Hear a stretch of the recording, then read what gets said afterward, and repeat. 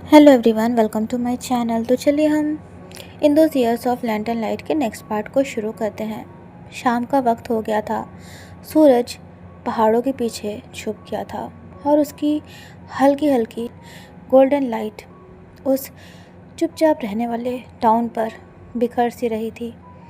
वांग जी अपने लेग्स को क्रॉस करके अपने बेड पर बैठा हुआ था और उसने अपने हाथ में एक कैसेट टेप को केयरफुली पकड़कर रखा हुआ था। जिस प्लास्टिक केस में वो कैसेट था वो एक साइड से थोड़ा सा ना टॉर्न हो गया था, लेकिन उसके अंदर कोई एक बहुत ही प्रेशियस सी चीज़ रखी हुई थी और ये था एक रिकॉर्डिंग जो कि वेवुशियन ने खुद से करी थी। ये एक मजाक के तौर पर शुरू हुआ था। एक दोपहर वेवुशियन अचानक से वांग जी के घर पर पहुंच गया। उसके पास एक पुराना टेप रिकॉर्डर था जो कि वेवुशियन ने अपने कज़न से बोरो किया था। वेवुशियन कहता है, वांग जी इसे सुनना। उसकी आंखें शरारत से भरी हुई थी। वेवुशियन ने जो रिकॉर्ड बटन था ना उसको प्रेस किया और एक गाना गुनगुनाना शुरू किया। लेकिन वेवुशियन की इस वक्त जो आवाज़ थी ना वो शरारत भरी नहीं थी। उसकी जगह बल्कि एक बहुत ही खूबसूरत जेंटल वॉइस थी जिसमें वो अपनी सॉन्ग को रिकॉर्ड कर रहा था। ये सॉन्ग था फर्स्ट इंटॉक्सिकेशन, जो कि एक अभी रिसेंट में एक मूवी जो आई थी उसकी ये धुन थी, जिसे सुनकर वेवुशियन वांग जी से कहा करता था कि ये धुन उसे वांग जी के चेहरे की याद दिलाती है। वांग जी चुपचाप बैठा हुआ था और वो वेवुशियन की आवाज़ में खो चुका था। तभी अचानक से वेवुशियन ने स्टॉप बटन पर प्रेस कर दिया और फिर से टेप को ऑन किया। वांग जी वहीं पर बैठा हुआ था। उसकी सांसें उसके सीने में अटक सी गई थी। उसे समझ नहीं आ रहा था कि वो क्या कहे। वेवुशियन के गाल जो कि रेड पड़ गए थे। वो कहता है, वांग जी इसे मैंने तुम्हारे लिए बनाया है, इसके बारे में किसी को कुछ भी मत बताना, ठीक है। आज वेवुशियन की स्माइल में एक अलग ही शाइनेस थी और उसे देखकर वांग जी का दिल जो था ना, जो पहले से ही वेवुशियन के प्यार में पड़ चुका था, वो एक और बार अपने आप को वेवुशियन के प्यार में गिरने से नहीं रोक पा रहा था। और तब से वांग जी ने उस टेप को अपने रूम में छुपा करके रखा हुआ था और वो उस टेप को जब कभी प्ले किया करता था, वो भी रात के वक्त जब पूरी दुनिया सो जाया करती थी और जिस फैमिली के साथ वो रहता था वो भी सो जाया करते थे, तो वेवुशियन की वॉइस से रूम फिलअप हो जाता था और ये वॉइस वांग जी को ऐसे महसूस होती थी जैसे कि वेवुशियन ने उसे वार्म एम्ब्रेस में ले रखा है।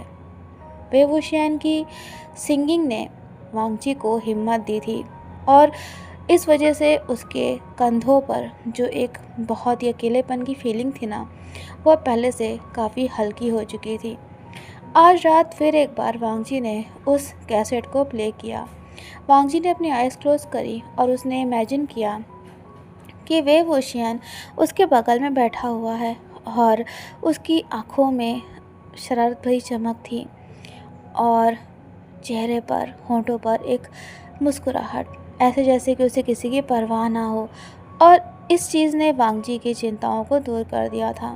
वांग जी उस पिक्चर को इमेजिन कर पा रहा था जिसमें वो और वेवुशियन साथ थे और उनके हाथ एक दूसरे से टच किए थे और स्कूल के पीछे जो एक पुराना बैनियन ट्री था वहाँ पर वो दोनों अक्सर एक दूसरे के साथ बैठते थे, बातें करते थे और भीड़ से भरे हुए हॉलवे में जब वो चुपचाप वो दोनों एक दूसरे को देखा करते थे।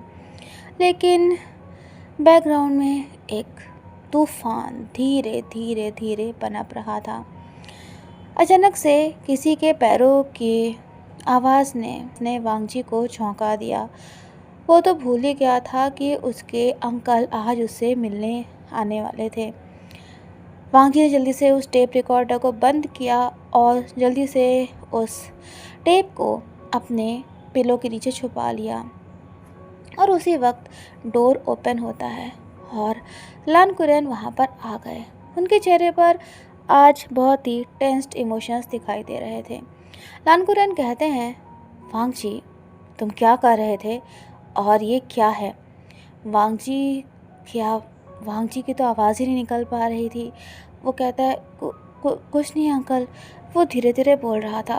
वो अपने आप को नॉर्मल शो करने की कोशिश कर रहा था, जैसे कि मतलब वो कुछ भी छुपा नहीं रहा है, क्योंकि लान कुरैन बहुत ही स्ट्रिक्ट थे। लेकिन अब लान कुरैन रूम के अंदर आ चुके थे और तभी उन्होंने एक हाफ ओपन कैसेट केस को देखा जो कि वांग जी के डेस्क पर रखा हुआ था। वांग जी ने अपनी बात को समझाते हुए कहा कि ये वेवोशन का टेप है, ये मेरे स्कूल का फ्रेंड है। वांग जी ने अपनी इस बात को लान कुरैन के सामने एडमिट कर लिया था। वो कहता है कि वेवोशियन मेरे लिए एक रिकॉर्डेड सॉन्ग लेकर के आया था जो कि सिर्फ मेरे सुनने के लिए था। लान कुरैन ने अपने लिप्स को एक दूसरे से प्रेस किया और कहा, वांग जी तुम्हें इस तरह की चीज़ें नहीं सुननी चाहिए, ये बहुत गलत है। वांग जी का दिल तेज तेज तेज धड़कने लगा था घबराहट की वजह से। उसे पता था कि लान कुरैन क्या कहना चाह रहे हैं, लेकिन वांग जी के पास वर्ड्स नहीं थे उन्हें किसी भी तरह समझाने के। लान कुरैन उसे जज कर रहे थे और वांग जी ये चीज़ समझ रहा था। और फिर एक दोपहर लान कुरैन ने वांग जी को अपने स्टडी रूम में बुलाया। रूम में हल्की हल्की रोशनी थी, जहाँ पे पुरानी बुक्स थीं और एंसेस्टर्स के पोर्ट्रेट्स लगे हुए थे। लान कुरैन का चेहरा बहुत ही स्टोन फेस्ड लग रहा था, मतलब जैसे लगा था कि कोई इमोशंस नहीं है, और बहुत ही वो हार्श वे में वांग जी से कहते हैं, वांग जी ये कंटिन्यू नहीं रह सकता है।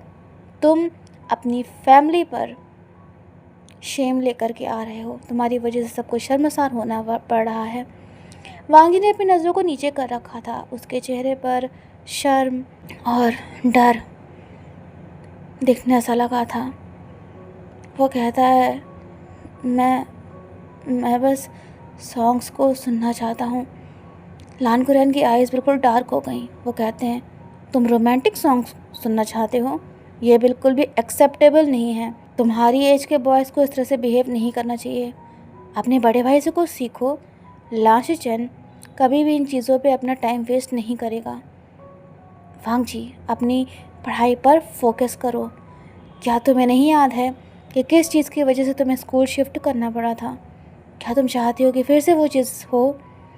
और इस बार दूसरा मौका नहीं मिलेगा लान वांग जी, और ना ही तो ऐसा मौका आना चाहिए। वांग जी हमें हर तरीके से फैमिली की रेपुटेशन को प्रोटेक्ट करना है, और तुम लोगों को मौका नहीं दे सकते हो अपने बारे में अफवाह फैलाने के लिए। उन्हें मौका मत दो। वांग जी तुम वेवोशियन से अब नहीं मिलोगे। मुझे ही लगता है कि तुम्हारी उस लड़के के साथ दोस्ती तुम्हारे लिए कुछ अच्छा लेकर के आएगी। लान कुरैन के इन शब्दों ने वांग जी को बहुत ज़्यादा हर्ट किया था, उसके दिल को तोड़ दिया था। वेवोशियन से अलग होने का ख्याल ही वांग जी बर्दाश्त नहीं कर पाया था। वो सोचना भी नहीं चाह रहा था, लेकिन उसने इस दर्द को, इस तकलीफ़ को बर्दाश्त किया और अपना सिर हाँ में हिलाया। उस शाम वांग जी अपनी विंडो के पास बैठा हुआ था। दूर सड़क पर लाइट्स जल बुझ रही थी, एक टिमटिमाते हुए सितारे की तरह। उसने टेप रिकॉर्डर के प्ले बटन को प्रेस किया। वो वेवोशियन की वॉइस को सुन रहा था और उसे उस प्यार की एक बिटर स्वीट याद दिला रहा था, जो कि अब वांग जी को पहले से भी ज़्यादा कमज़ोर महसूस होने लगा था। वांग जी को डर लगने लगा था कि अब शायद वो फिर कभी वेवोशियन से नहीं मिल पाएगा, और इस चीज़ ने उसे अंदर तक बेचैन कर दिया था।